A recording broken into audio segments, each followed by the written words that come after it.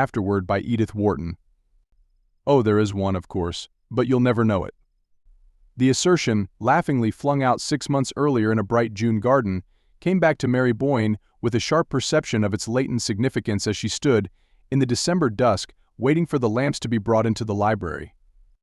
The words had been spoken by their friend Alida Stair, as they sat at tea on her lawn at Pangbourne, in reference to the very house of which the library in question was the central, the pivotal feature.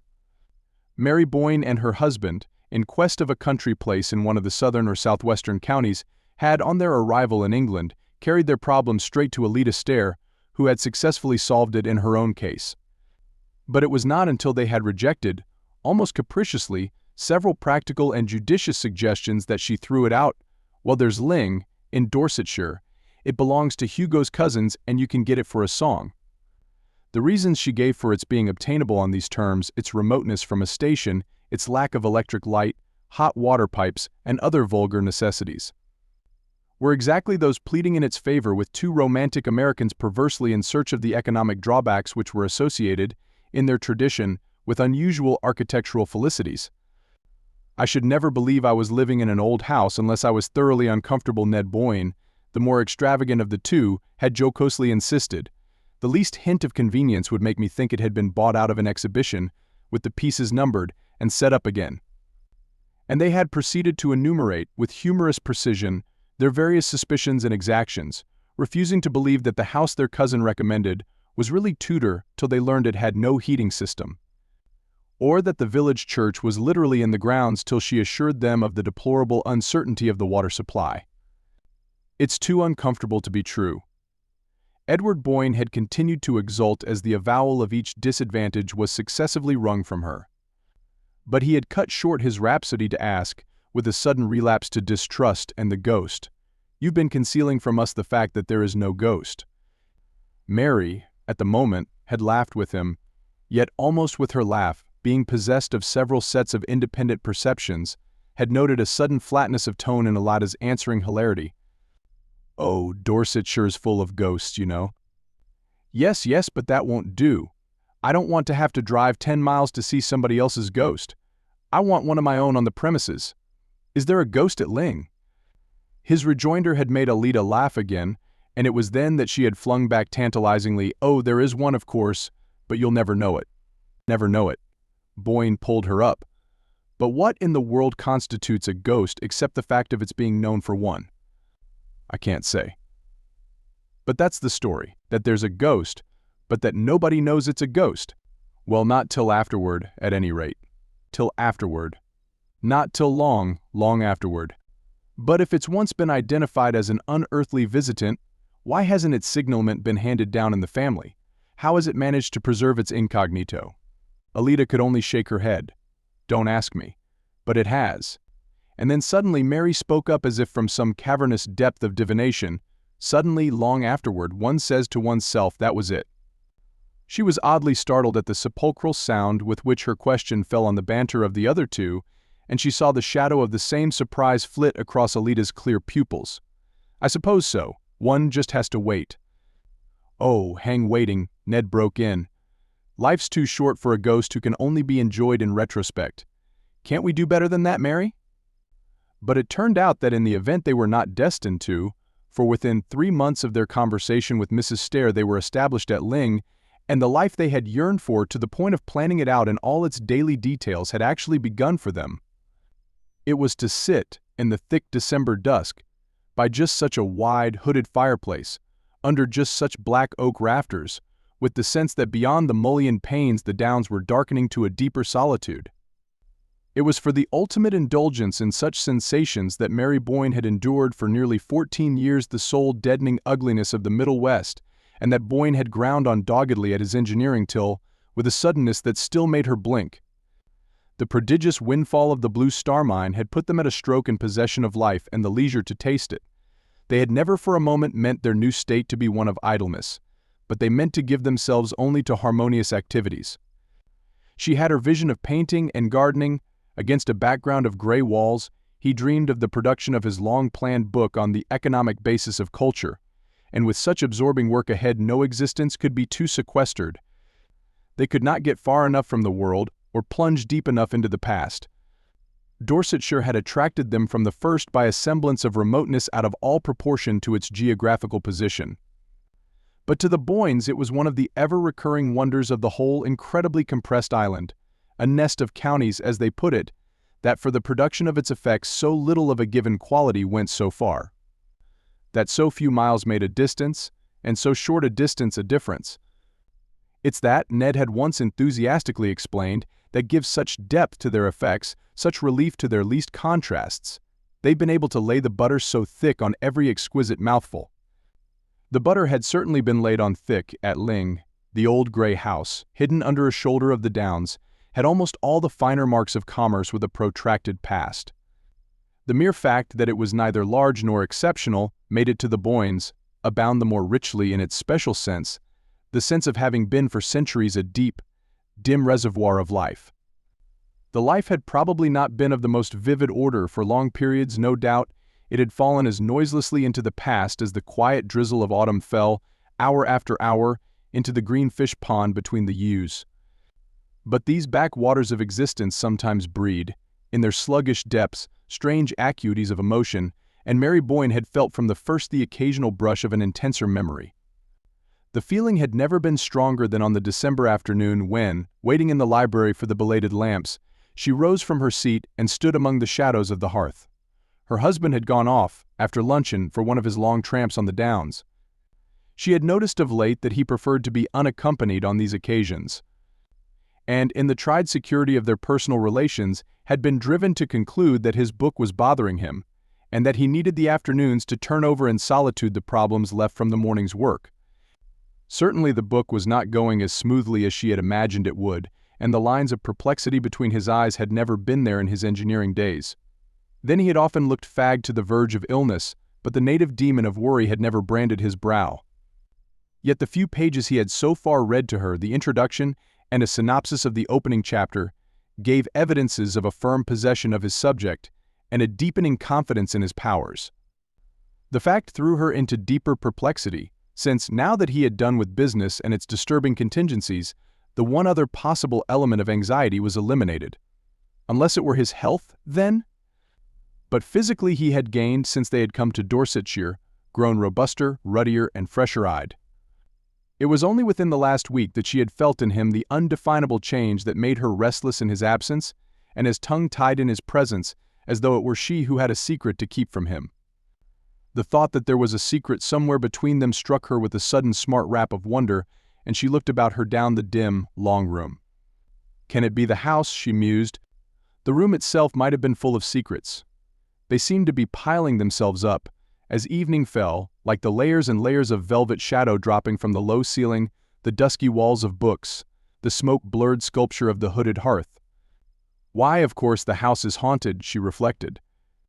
The ghost, Alada's imperceptible ghost, after figuring largely in the banter of their first month or two at Ling, had been gradually discarded as too ineffectual for imaginative use. Mary had, indeed, as became the tenant of a haunted house, made the customary inquiries among her few rural neighbors, but, beyond a vague, "They do say so, Mom," the villagers had nothing to impart. The elusive spectre had apparently never had sufficient identity for a legend to crystallize about it, and after a time the Boynes had laughingly set the matter down to their profit and loss account, agreeing that Ling was one of the few houses good enough in itself to dispense with supernatural enhancements. And I suppose, poor, ineffectual demon, that's why it beats its beautiful wings in vain in the void, Mary had laughingly concluded.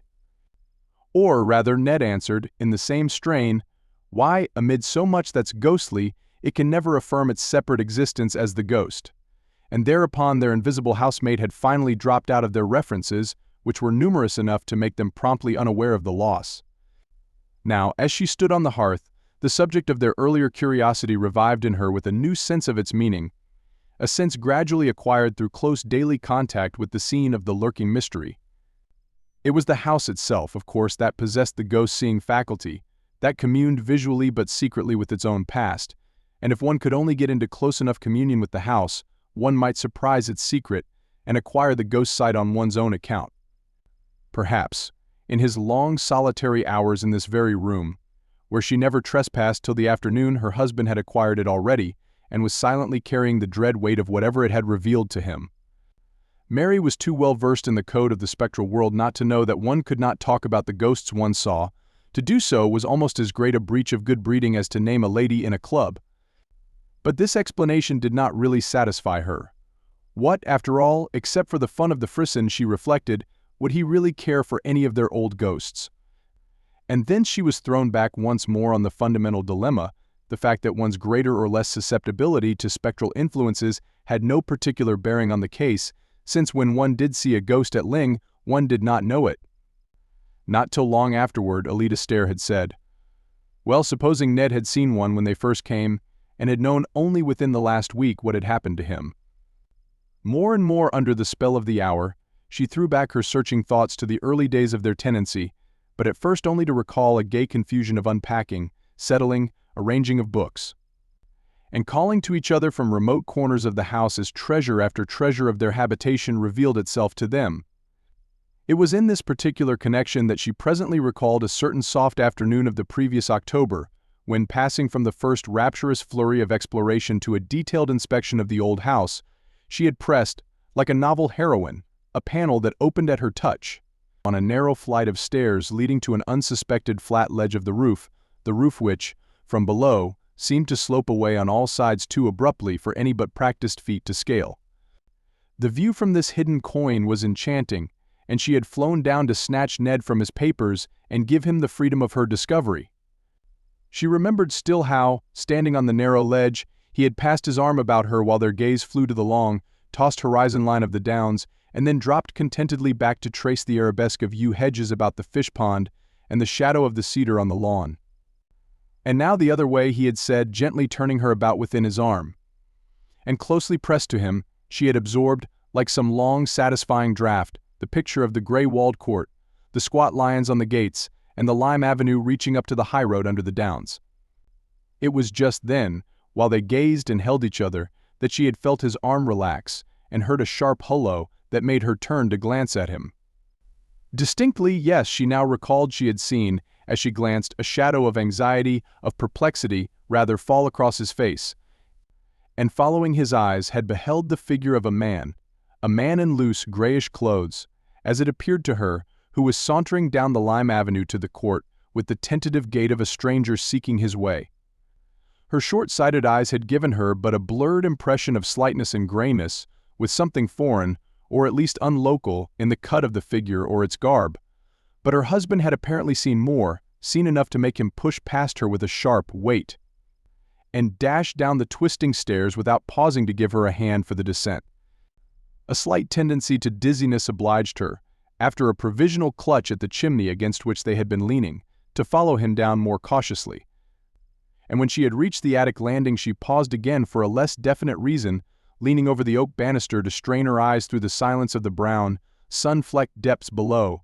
She lingered there till somewhere in those depths she heard the closing of a door. Then, mechanically impelled, she went down the shallow flights of steps till she reached the lower hall. The front door stood open on the mild sunlight of the court, and hall and court were empty. The library door was open too, and after listening in vain for any sound of voices within, she quickly crossed the threshold and found her husband alone, vaguely fingering the papers on his desk. He looked up, as if surprised at her precipitate entrance, but the shadow of anxiety had passed from his face, leaving it, even as she fancied, a little brighter and clearer than usual. "What was it? Who was it?" she asked. "Who?" he repeated, with the surprise still all on his side. "The man we saw coming toward the house." He seemed honestly to reflect. "The man? Why, I thought I saw Peters. I dashed after him to say a word about the stable drains, but he had disappeared before I could go down." "Disappeared? Why, he seemed to be walking so slowly when we saw him." Boynes shrugged his shoulders. "So I thought. But he must have got up steam in the interval.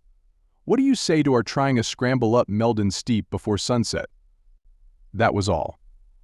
At the time the occurrence had been less than nothing, had indeed been immediately obliterated by the magic of their first vision from Meldon Steep, a height which they had dreamed of climbing ever since they had first seen its bare spine heaving itself above the low roof of Lyng.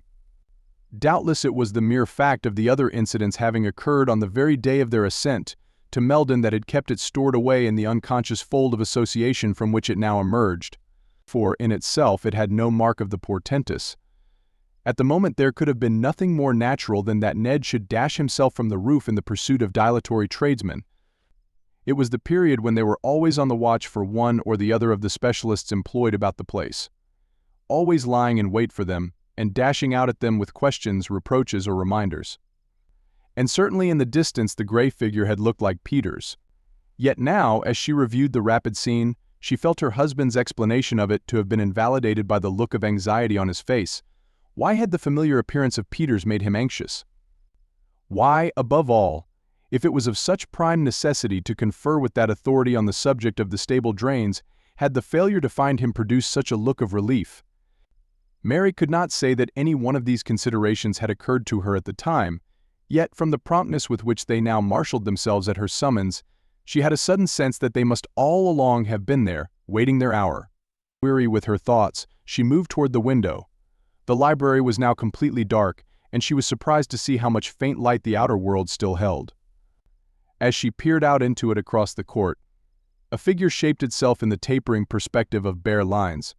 It looked a mere blot of deeper gray in the grayness, and for an instant, as it moved toward her, her heart thumped to the thought, "It's the ghost." She had time, in that long instant, to feel suddenly that the man of whom, 2 months earlier, she had a brief distant vision from the roof, was now at his predestined hour, about to reveal himself as not having been Peter's, and her spirit sank under the impending fear of the disclosure. But almost with the next tick of the clock the ambiguous figure, gaining substance and character, showed itself even to her weak sight as her husband's, and she turned away to meet him as he entered with the confession of her folly. "It's really too absurd," she laughed out from the threshold, "but I never can remember." "Remember what?" Boyne questioned as they drew together. "That when one sees the Ling ghost one never knows it." Her hand was on his sleeve, and he kept it there, but with no response in his gesture or in the lines of his fagged, preoccupied face. "Did you think you'd seen it?" he asked, after an appreciable interval. "Why, I actually took you for it, my dear, in my mad determination to spot it." Just now his arm dropped away, and he turned from her with a faint echo of her laugh. "Really, dearest, you'd better give it up, if that's the best you can do." "Yes, I give it up. Have you?" she asked, turning round on him abruptly. The parlor maid had entered with letters and a lamp, and the light struck up into Boyne's face as he bent above the tray she presented. "Have you?" Mary perversely insisted, when the servant had disappeared on her errand of illumination. "Have I what?" he rejoined absently, the light bringing out the sharp stamp of worry between his brows as he turned over the letters. "Given up trying to see the ghost." Her heart beat a little at the experiment she was making. "I never tried," he said, tearing open the wrapper of a newspaper. "Well, of course," Mary persisted, "the exasperating thing is that there's no use trying, since one can't be sure till so long afterward." He was unfolding the paper as if he had hardly heard her, but after a pause, during which the sheets rustled spasmodically between his hands, he lifted his head to say abruptly, "Have you any idea how long?" Mary had sunk into a low chair beside the fireplace. From her seat she looked up startled, at her husband's profile which was darkly projected against the circle of lamplight. "No, none. Have you?" she retorted, repeating her former phrase with an added keenness of intention. Boyne crumpled the paper into a bunch, and then inconsequently turned back with it toward the lamp. "Lord, no, I only meant," he explained, with a faint tinge of impatience, "is there any legend, any tradition, as to that?" "Not that I know of," she answered. But the impulse to add, "What makes you ask?" was checked by the reappearance of the parlor maid with tea and a second lamp. With the dispersal of shadows and the repetition of the daily domestic office, Mary Boyne felt herself less oppressed by that sense of something mutely imminent which had darkened her solitary afternoon. For a few moments she gave herself silently to the details of her task, and when she looked up from it she was struck to the point of bewilderment by the change in her husband's face. He had seated himself near the farther lamp, and was absorbed in the perusal of his letters. But was it something he had found in them, or merely the shifting of her own point of view, that had restored his features to their normal aspect? The longer she looked, the more definitely the change affirmed itself. The lines of painful tension had vanished, and such traces of fatigue as lingered were of the kind easily attributable to steady mental effort. He glanced up, as if drawn by her gaze, and met her eyes with a smile. "I'm dying for my tea, you know, and here's a letter for you," he said. She took the letter he held out in exchange for the cup she proffered him, and, returning to her seat, broke the seal with the languid gesture of the reader whose interests are all enclosed in the circle of one cherished presence. Her next conscious motion was that of starting to her feet, the letter falling to them as she rose, while she held out to her husband a long newspaper clipping. "Ned, what's this? What does it mean?" He had risen at the same instant, almost as if hearing her cry before she uttered it. And for a perceptible space of time he and she studied each other, like adversaries watching for an advantage, across the space between her chair and his desk. "What's what?" "You fairly made me jump," Boynes said at length, moving toward her with a sudden, half-exasperated laugh. The shadow of apprehension was on his face again, not now a look of fixed foreboding, but a shifting vigilance of lips and eyes that gave her the sense of his feeling himself invisibly surrounded. Her hand shook so that she could hardly give him the clipping. "This article, from the Waukesha Sentinel, that a man named Elwell has brought suit against you, that there was something wrong about the Blue Star Mine. I can't understand more than half." They continued to face each other as she spoke, and to her astonishment, she saw that her words had the almost immediate effect of dissipating the strained watchfulness of his look. "Oh, that." He glanced down the printed slip, and then folded it with the gesture of one who handles something harmless and familiar. "What's the matter with you this afternoon, Mary? I thought you'd got bad news." She stood before him with her undefinable terror subsiding slowly under the reassuring touch of his composure. "You knew about this, then it's all right." "Certainly I knew about it. And it's all right, but what is it? I don't understand. What does this man accuse you of?" "Oh, pretty nearly every crime in the calendar." Boyne had tossed the clipping down and thrown himself comfortably into an armchair near the fire. "Do you want to hear the story? It's not particularly interesting just to squabble over interests in the Blue Star. But who is this Elwell?" "I don't know the name." "Oh, he's a fellow I put into it, gave him a hand up. I told you all about him at the time." "I dare say. I must have forgotten." Vainly she strained back among her memories. "But if you helped him, why does he make this return?" "Oh, probably some shyster lawyer got hold of him and talked him over. It's all rather technical and complicated. I thought that kind of thing bored you." His wife felt a sting of compunction. Theoretically, she deprecated the American wife's detachment from her husband's professional interests, but in practice she had always found it difficult to fix her attention on Boyne's report of the transactions in which his varied interests involved him. Besides, she had felt from the first that, in a community where the amenities of living could be obtained only at the cost of efforts as arduous as her husband's professional labors, such brief leisure as they could command should be used as an escape from immediate preoccupations, a flight to the life they always dreamed of living. Once or twice, now that this new life had actually drawn its magic circle about them, she had asked herself if she had done right. But hitherto such conjectures had been no more than the retrospective excursions of an active fancy. Now, for the first time, it startled her a little to find how little she knew of the material foundation on which her happiness was built. She glanced again at her husband, and was reassured by the composure of his face. Yet she felt the need of more definite grounds for her reassurance. "But doesn't this suit worry you? Why have you never spoken to me about it?" He answered both questions at once. "I didn't speak of it at first, because it did worry me, annoyed me rather. But it's all ancient history now. Your correspondent must have got hold of a back number of the Sentinel." She felt a quick thrill of relief. "You mean it's over? He's lost his case." There was a just perceptible delay in Boyne's reply. "The suit's been withdrawn, that's all." But she persisted, as if to exonerate herself from the inward charge of being too easily put off. "Withdrawn because he saw he had no chance." "Oh, he had no chance," Boyne answered. She was still struggling with a dimly felt perplexity at the back of her thoughts. How long ago was it withdrawn? He paused, as if with a slight return of his former uncertainty. "I've just had the news now, but I've been expecting it." "Just now, in one of your letters?" "Yes. In one of my letters." She made no answer, and was aware only, after a short interval of waiting, that he had risen and, strolling across the room, had placed himself on the sofa at her side. She felt him, as he did so, pass an arm about her. She felt his hand seek hers and clasp it, and turning slowly, drawn by the warmth of his cheek, she met the smiling clearness of his eyes. It's all right," she questioned, through the flood of her dissolving doubts, "and I give you my word it never was righter." He laughed back at her, holding her close. One of the strangest things she was afterward to recall out of all the next day's incredible strangeness was the sudden and complete recovery of her sense of security. It was in the air when she woke in her low-ceilinged, dusky room. It accompanied her downstairs to the breakfast table, flashed out at her from the fire, and reduplicated itself brightly from the flanks of the urn and the sturdy flutings of the Georgian teapot. It was as if, in some roundabout way, all her diffused apprehensions of the previous day, with their moment of sharp concentration about the newspaper article, as if this dim questioning of the future and startled return upon the past, had between them liquidated the arrears of some haunting moral obligation.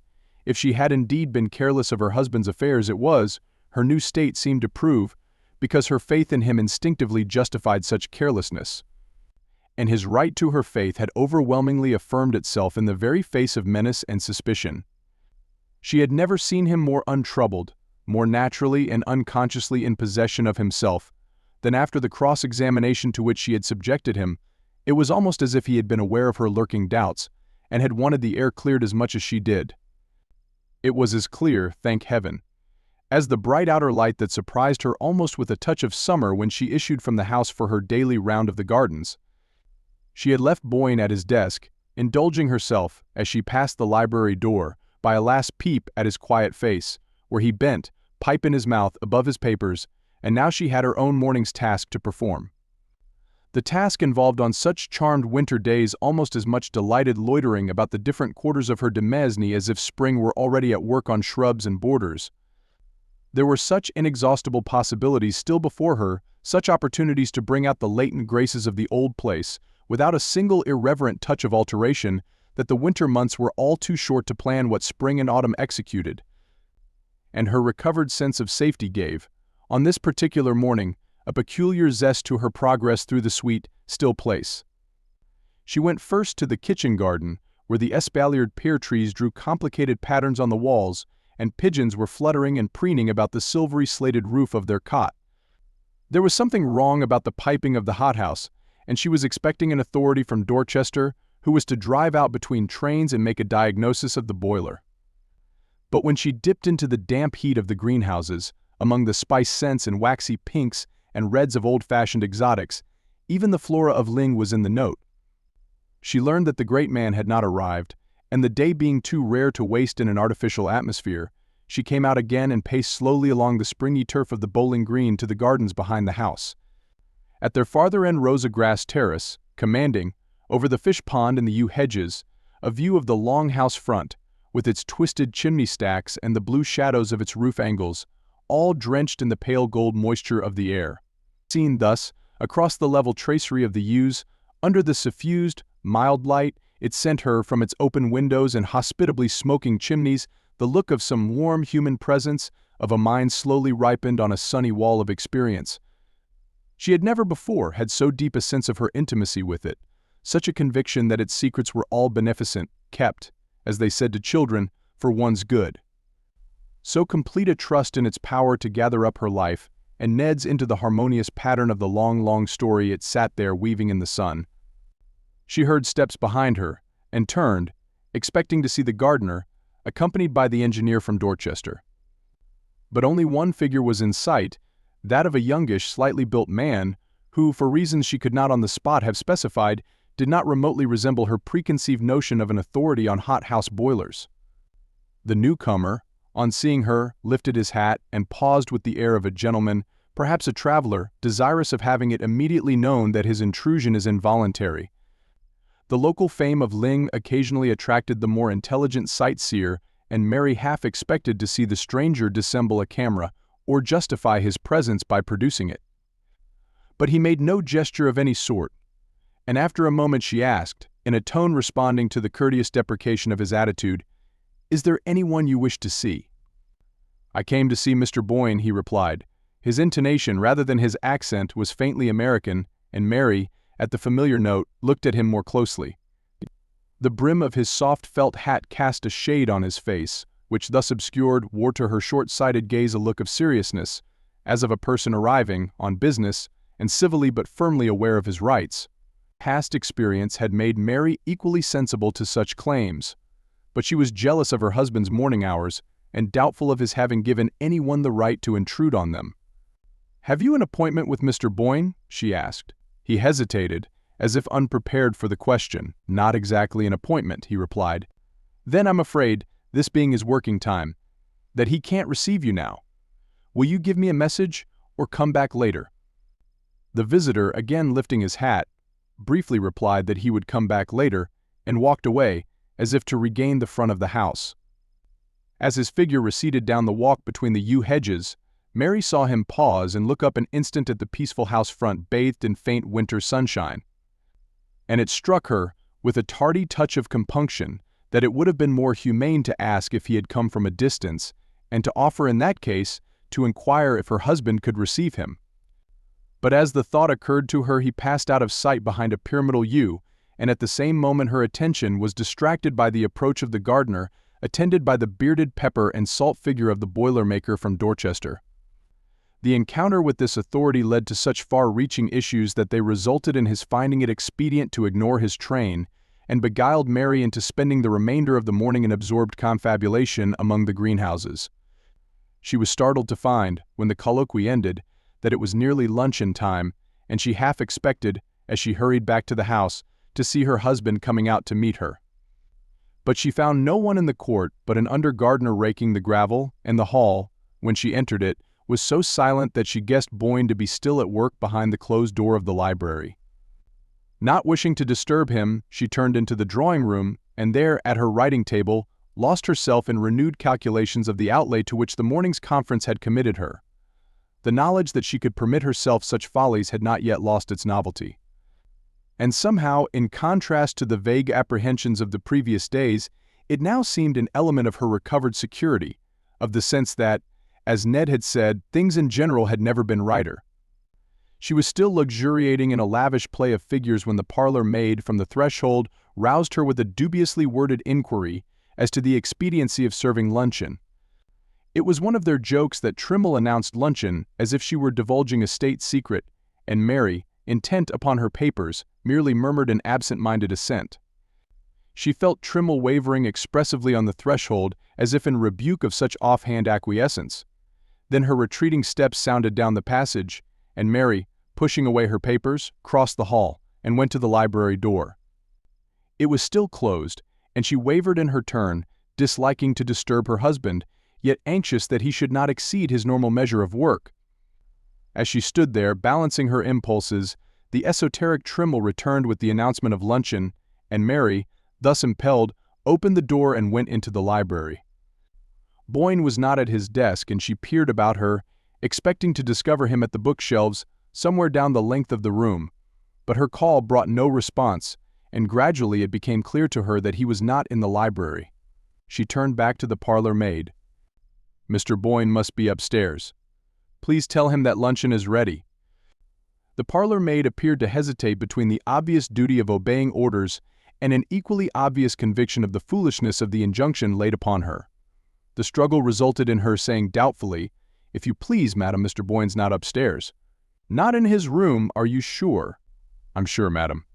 Mary consulted the clock. "Where is he, then?" "He's gone out," Trimble announced, with the superior air of one who has respectfully waited for the question that a well-ordered mind would have first propounded. Mary's previous conjecture had been right, then. Boyne must have gone to the gardens to meet her, and since she had missed him, it was clear that he had taken the shorter way by the south door, instead of going round to the court. She crossed the hall to the glass portal opening directly on the yew garden, but the parlor maid, after another moment of inner conflict, decided to bring out recklessly, "Please, madam, Mr. Boyne didn't go that way." Mary turned back. "Where did he go? And when?" "He went out of the front door, up the drive, madam." It was a matter of principle with Trimble never to answer more than one question at a time. "Up the drive?" At this hour. Mary went to the door herself and glanced across the court through the long tunnel of bare limes, but its perspective was as empty as when she had scanned it on entering the house. "Did Mr. Boyne leave no message?" she asked.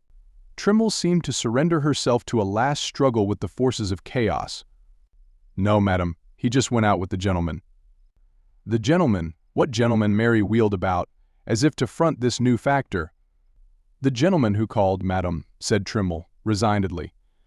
"When did a gentleman call? Do explain yourself, Trimble." Only the fact that Mary was very hungry and that she wanted to consult her husband about the greenhouses would have caused her to lay so unusual an injunction on her attendant. And even now she was detached enough to note in Trimble's eye the dawning defiance of the respectful subordinate who has been pressed too hard. "I couldn't exactly say the hour, madam, because I didn't let the gentleman in," she replied, with the air of magnanimously ignoring the irregularity of her mistress's course. "You didn't let him in?" "No, madam. When the bell rang I was dressing, and Agnes—" "Go and ask Agnes, then," Mary interjected. Trimble still wore her look of patient magnanimity. "Agnes would not know, madam, for she had unfortunately burnt her hand in trying the wick of the new lamp from town." Trimble, as Mary was aware, had always been opposed to the new lamp, and so Mrs. Dockett sent the kitchen maid instead. Mary looked again at the clock. "It's after 2. Go and ask the kitchen maid if Mr. Boyne left any word." She went into luncheon without waiting, and Trimble presently brought her there the kitchen maid's statement that the gentleman had called about 1 o'clock, that Mr. Boyne had gone out with him without leaving any message. The kitchen maid did not even know the caller's name, for he had written it on a slip of paper, which he had folded and handed to her, with the injunction to deliver it at once to Mr. Boyne. Mary finished her luncheon, still wondering, and when it was over, and Trimble had brought the coffee to the drawing-room, her wonder had deepened to a first faint tinge of disquietude.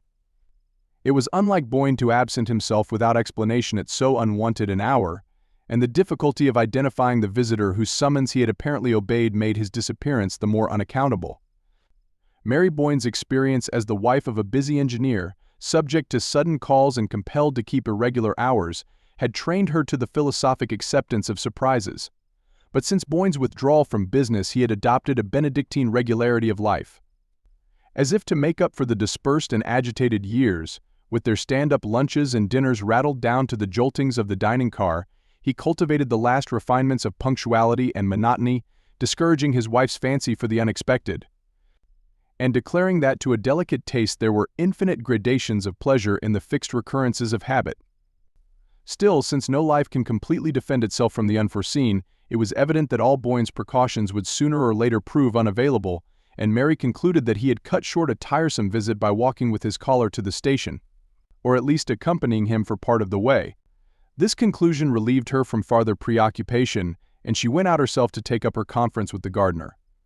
Then she walked to the village post office, a mile or so away, and when she turned toward home, the early twilight was setting in.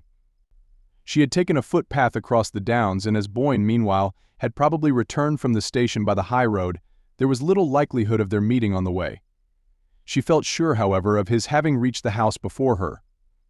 So sure that, when she entered it herself, without even pausing to inquire of Trimble, she made directly for the library. But the library was still empty, and with an unwonted precision of visual memory she immediately observed that the papers on her husband's desk lay precisely as they had lain when she had gone in to call him to luncheon. Then of a sudden she was seized by a vague dread of the unknown. She had closed the door behind her on entering, and as she stood alone in the long, silent, shadowy room, her dread seemed to take shape and sound, to be there audibly breathing and lurking among the shadows. Her short-sighted eyes strained through them, half discerning an actual presence, something aloof, that watched and knew, and in the recoil from that intangible propinquity she threw herself suddenly on the bell rope and gave it a desperate pull. The long, quavering summons brought Trimble in precipitately with a lamp, and Mary breathed again at this sobering reappearance of the usual. "You may bring tea if Mr. Boyne is in," she said, to justify her ring. "Very well, madam." "But Mr. Boyne is not in," said Trimble, putting down the lamp. "Not in? You mean he's come back and gone out again?" "No, madam, he's never been back." The dread stirred again, and Mary knew that now it had her fast. Not since he went out with the gentleman. Not since he went out with the gentleman. But who was the gentleman? Mary gasped out, with the sharp note of someone trying to be heard through a confusion of meaningless noises. "That I couldn't say, madam." Trimble, standing there by the lamp, seemed suddenly to grow less round and rosy, as though eclipsed by the same creeping shade of apprehension. "But the kitchen maid knows, wasn't it the kitchen maid who let him in?" "She doesn't know either, madam, for he wrote his name on a folded paper." Mary, through her agitation, was aware that they were both designating the unknown visitor by a vague pronoun instead of the conventional formula which, till then, had kept their allusions within the bounds of custom. And at the same moment her mind caught at the suggestion of the folded paper. "But he must have a name. Where is the paper?" She moved to the desk and began to turn over the scattered documents that littered it. The first that caught her eye was an unfinished letter in her husband's hand, with his pen lying across it, as though dropped there at a sudden summons. "My dear Parvis." "Who was Parvis? I have just received your letter announcing Elwell's death, and while I suppose there is now no farther risk of trouble, it might be safer." She tossed the sheet aside and continued her search. But no folded paper was discoverable among the letters and pages of manuscript which had been swept together in a promiscuous heap, as if by a hurried or a startled gesture. But the kitchen maid saw him. "Send her here," she commanded, wondering at her dullness in not thinking sooner of so simple a solution. Trimble, at the behest, vanished in a flash, as if thankful to be out of the room, and when she reappeared, conducting the agitated underling, Mary had regained her self-possession and had her questions pat. The gentleman was a stranger, yes, that she understood, but what had he said? And above all, what had he looked like? The first question was easily enough answered for the disconcerting reason that he had said so little, had merely asked for Mr. Boyne, and scribbling something on a bit of paper, had requested that it should at once be carried in to him. "Then you don't know what he wrote? You're not sure it was his name?" The kitchen maid was not sure, but supposed it was, since he had written it in answer to her inquiry as to whom she should announce. "And when you carried the paper in to Mr. Boyne, what did he say?" The kitchen maid did not think that Mr. Boyne had said anything, but she could not be sure, for just as she had handed him the paper and he was opening it, she had become aware that the visitor had followed her into the library, and she had slipped out, leaving the two gentlemen together. "But then, if you left them in the library, how do you know that they went out of the house?" This question plunged the witness into momentary inarticulateness, from which she was rescued by Trimble, who, by means of ingenious circumlocutions, elicited the statement that before she could cross the hall to the back passage she had heard the gentleman behind her, and had seen them go out of the front door together.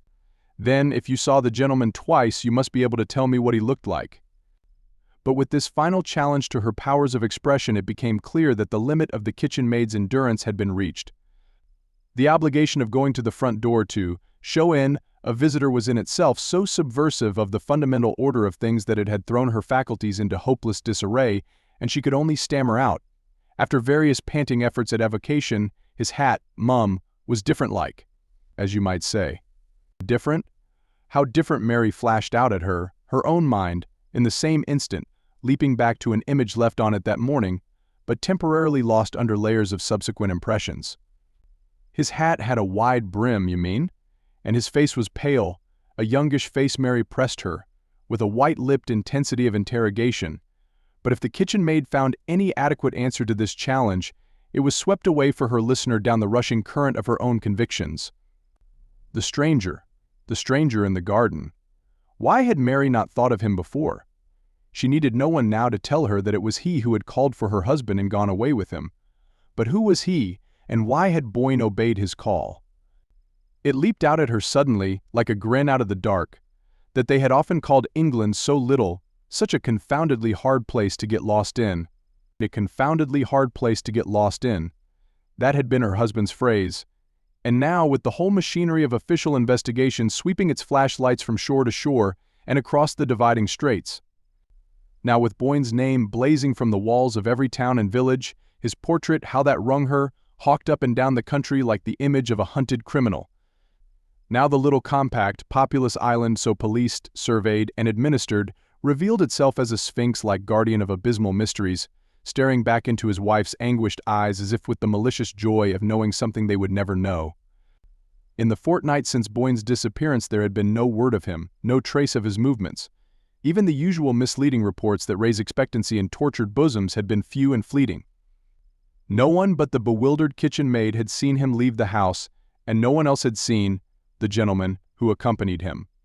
All inquiries in the neighborhood failed to elicit the memory of a stranger's presence that day in the neighborhood of Lyng. And no one had met Edward Boyne, either alone or in company, in any of the neighboring villages, or on the road across the downs, or at either of the local railway stations. The sunny English noon had swallowed him as completely as if he had gone out into Cimmerian night. Mary, while every external means of investigation was working at its highest pressure, had ransacked her husband's papers for any trace of antecedent complications, of entanglements or obligations unknown to her, that might throw a faint ray into the darkness.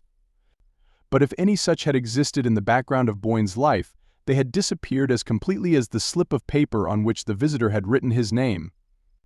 There remained no possible thread of guidance except, if it were indeed an exception, the letter which Boyne had apparently been in the act of writing when he received his mysterious summons. That letter, read and re-read by his wife and submitted by her to the police, yielded little enough for conjecture to feed on.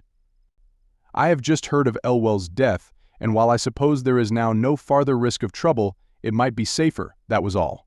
The risk of trouble was easily explained by the newspaper clipping which had apprised Mary of the suit brought against her husband by one of his associates in the Blue Star enterprise. The only new information conveyed in the letter was the fact of its showing Boyne, when he wrote it, to be still apprehensive of the results of the suit, though he had assured his wife that it had been withdrawn, and though the letter itself declared that the plaintiff was dead. It took several weeks of exhaustive cabling to fix the identity of the Parvis, to whom the fragmentary communication was addressed, but even after these inquiries had shown him to be a Waukesha lawyer, no new facts concerning the Elwell suit were elicited. He appeared to have had no direct concern in it, but to have been conversant with the facts merely as an acquaintance and possible intermediary, and he declared himself unable to divine with what object Boyne intended to seek his assistance. This negative information, sole fruit of the first fortnight's feverish search, was not increased by a jot during the slow weeks that followed. Mary knew that the investigations were still being carried on, but she had a vague sense of their gradually slackening, as the actual march of time seemed to slacken. It was as though the days, flying horror-struck from the shrouded image of the one inscrutable day, gained assurance as the distance lengthened, till at last they fell back into their normal gait, and so with the human imaginations at work on the dark event. No doubt it occupied them still, but week by week and hour by hour it grew less absorbing, took up less space, was slowly but inevitably crowded out of the foreground of consciousness by the new problems perpetually bubbling up from the vaporous cauldron of human experience. Even Mary Boyne's consciousness gradually felt the same lowering of velocity. It still swayed with the incessant oscillations of conjecture, but they were slower, more rhythmical in their beat. There were moments of overwhelming lassitude when, like the victim of some poison which leaves the brain clear but holds the body motionless, she saw herself domesticated with the horror, accepting its perpetual presence as one of the fixed conditions of life. These moments lengthened into hours and days, till she passed into a phase of stolid acquiescence. She watched the familiar routine of life with the incurious eye of a savage on whom the meaningless processes of civilization make but the faintest impression. She had come to regard herself as part of the routine, a spoke of the wheel, revolving with its motion. She felt almost like the furniture of the room in which she sat, an insensate object to be dusted and pushed about with the chairs and tables. And this deepening apathy held her fast at Ling, in spite of the urgent entreaties of friends and the usual medical recommendation of change. Her friends supposed that her refusal to move was inspired by the belief that her husband would one day return to the spot from which he had vanished, and a beautiful legend grew up about this imaginary state of waiting. But in reality she had no such belief. The depths of anguish enclosing her were no longer lighted by flashes of hope. She was sure that Boyne would never come back, that he had gone out of her sight as completely as if death itself had waited that day on the threshold. She had even renounced, one by one, the various theories as to his disappearance which had been advanced by the press, the police, and her own agonized imagination. In sheer lassitude her mind turned from these alternatives of horror and sank back into the blank fact that he was gone. No, she would never know what had become of him, no one would ever know. But the house knew. The library in which she spent her long, lonely evenings knew. For it was here that the last scene had been enacted, here that the stranger had come and spoken the word which had caused Boyne to rise and follow him. The floor she trod had felt his tread. The books on the shelves had seen his face. and there were moments when the intense consciousness of the old, dusky walls seemed about to break out into some audible revelation of their secret. But the revelation never came, and she knew it would never come. Lyng was not one of the garrulous old houses that betray the secrets entrusted to them. Its very legend proved that it had always been the mute accomplice, the incorruptible custodian of the mysteries it had surprised. And Mary Boyne, sitting face to face with its portentous silence, felt the futility of seeking to break it by any human means. I don't say it wasn't straight, yet don't say it was straight. It was business. Mary, at the words, lifted her head with a start and looked intently at the speaker. When half an hour before, a card with Mr. Parvis on it had been brought up to her, she had been immediately aware that the name had been a part of her consciousness ever since she had read it at the head of Boynes' unfinished letter.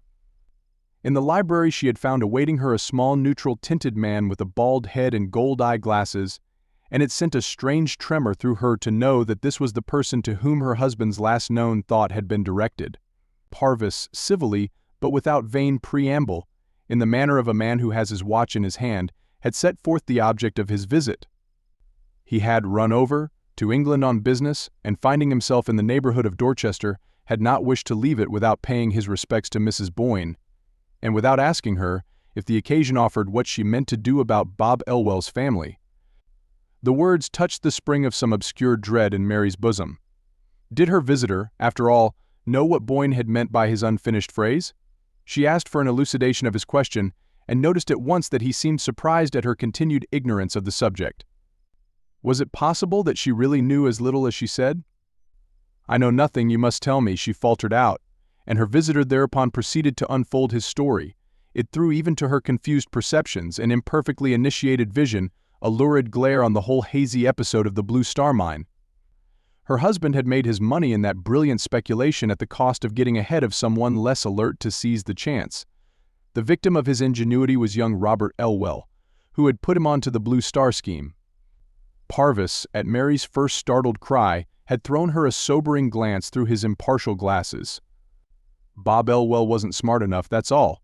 If he had been, he might have turned round and served Boyne the same way. It's the kind of thing that happens every day in business. I guess it's what the scientists call the survival of the fittest, said Mr. Parvis, evidently pleased with the aptness of his analogy. Mary felt a physical shrinking from the next question she tried to frame. It was as though the words on her lips had a taste that nauseated her. "But then you accuse my husband of doing something dishonorable." Mr. Parvis surveyed the question dispassionately. "Oh no, I don't even say it wasn't straight." He glanced up and down the long lines of books, as if one of them might have supplied him with the definition he sought. "I don't say it wasn't straight. And yet I don't say it was straight. It was business after all. No definition in his category could be more comprehensive than that." Mary sat staring at him with a look of terror. He seemed to her like the indifferent, implacable emissary of some dark, formless power. "But Mr. Elwell's lawyers apparently did not take your view, since I suppose the suit was withdrawn by their advice." "Oh yes, they knew he hadn't a leg to stand on, technically. It was when they advised him to withdraw the suit that he got desperate. You see, he'd borrowed most of the money he lost in the Blue Star, and he was up a tree. That's why he shot himself when they told him he had no show." The horror was sweeping over Mary in great, deafening waves. He shot himself? He killed himself because of that. Well, he didn't kill himself, exactly. He dragged on 2 months before he died. Parvis emitted the statement as unemotionally as a gramophone grinding out its record. "You mean that he tried to kill himself and failed? And tried again?" "Oh, he didn't have to try again," said Parvis grimly. They sat opposite each other in silence, he swinging his eyeglass thoughtfully about his finger, she motionless, her arms stretched along her knees in an attitude of rigid tension. "But if you knew all this," she began at length, hardly able to force her voice above a whisper, "how is it that when I wrote you at the time of my husband's disappearance you said you didn't understand his letter?" Parvis received this without perceptible discomfiture. "Why, I didn't understand it, strictly speaking. And it wasn't the time to talk about it if I had. The Elwell business was settled when the suit was withdrawn. Nothing I could have told you would have helped you to find your husband." Mary continued to scrutinize him. "Then why are you telling me now?" Still Parvis did not hesitate. "Well, to begin with, I supposed you knew more than you appear to, I mean about the circumstances of Elwell's death, and then people are talking of it now. The whole matter's been raked up again, and I thought if you didn't know, you ought to." She remained silent, and he continued. "You see, it's only come out lately what a bad state Elwell's affairs were in. His wife's a proud woman, and she fought on as long as she could, going out to work and taking sewing at home when she got too sick, something with the heart, I believe, but she had his bedridden mother to look after. And the children, and she broke down under it, and finally had to ask for help. That attracted attention to the case, and the papers took it up, and a subscription was started. Everybody out there liked Bob Elwell, and most of the prominent names in the place are down on the list. And people began to wonder why." Parvis broke off to fumble in an inner pocket. Here he continued, "Here's an account of the whole thing from the Sentinel, a little sensational, of course, but I guess you'd better look it over." He held out a newspaper to Mary, who unfolded it slowly, remembering, as she did so, the evening when in that same room, the perusal of a clipping from the Sentinel had first shaken the depths of her security. As she opened the paper, her eyes, shrinking from the glaring headlines, "Widow of Boynes' victim forced to appeal for aid," ran down the column of text to two portraits inserted in it. The first was her husband's, taken from a photograph made the year they had come to England. It was the picture of him that she liked best, the one that stood on the writing table upstairs in her bedroom. As the eyes in the photograph met hers, she felt it would be impossible to read what was said of him, and closed her lids with the sharpness of the pain. "I thought if you felt disposed to put your name down," she heard Parvis continue. She opened her eyes with an effort, and they fell on the other portrait. It was that of a youngish man, slightly built, in rough clothes, with features somewhat blurred by the shadow of a projecting hat brim. Where had she seen that outline before?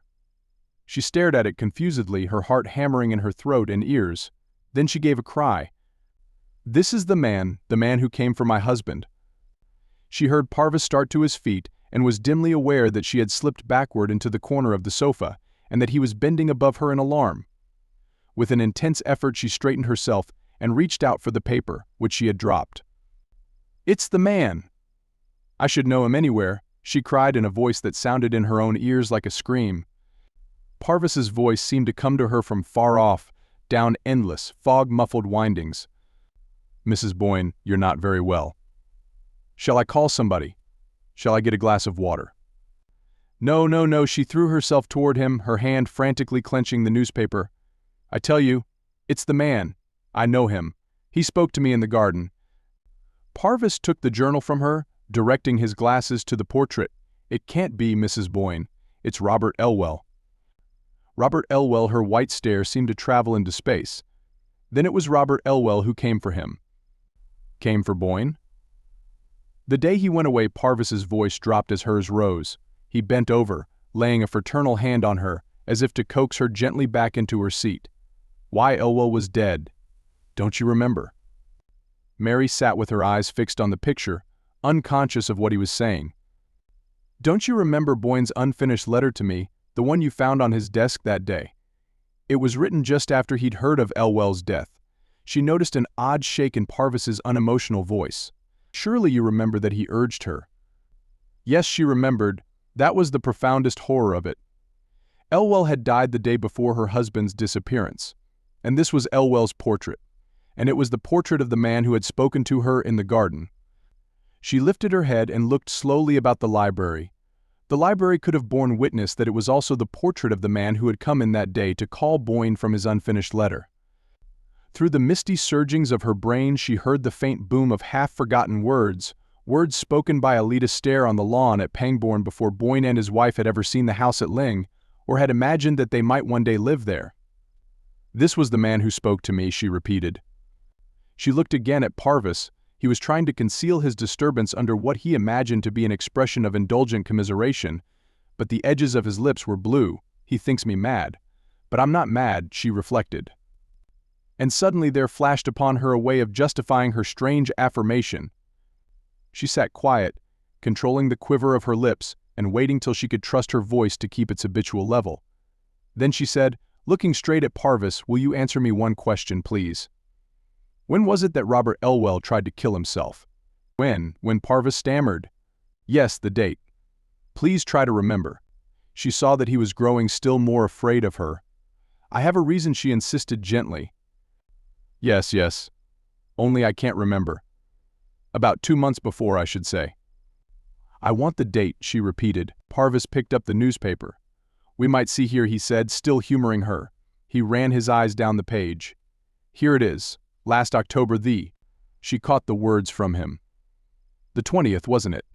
With a sharp look at her, he verified. Yes, the 20th. Then you did know. I know now. Her white stare continued to travel past him. Sunday, the 20th, that was the day he came first. Parvis's voice was almost inaudible. Came here first. Yes. You saw him twice then. Yes, twice. She breathed it at him with dilated eyes. He came first on the 20th of October. I remember the date because it was the day we went up Meldon Steep for the first time. She felt a faint gasp of inward laughter at the thought that, but for that, she might have forgotten. Parvis continued to scrutinize her, as if trying to intercept her gaze. We saw him from the roof, she went on. He came down the lime avenue toward the house. He was dressed just as he is in that picture. My husband saw him first. He was frightened and ran down ahead of me. But there was no one there. He had vanished. Elwell had vanished, Parvis faltered. Yes. Their two whispers seemed to grope for each other. I couldn't think what had happened. I see now. He tried to come then. But he wasn't dead enough, he couldn't reach us. He had to wait for 2 months and then he came back again, and Ned went with him. She nodded at Parvis with the look of triumph of a child who has successfully worked out a difficult puzzle.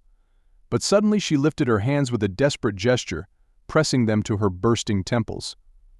Oh my God. I sent him to Ned. I told him where to go. I sent him to this room, she screamed out. She felt the walls of the room rush toward her like inward falling ruins, and she heard Parvis, a long way off, as if through the ruins, crying to her and struggling to get at her. But she was numb to his touch, she did not know what he was saying. Through the tumult she heard but one clear note, the voice of Alida Stair, speaking on the lawn at Pangbourne. You won't know till afterward, it said. You won't know till long, long afterward.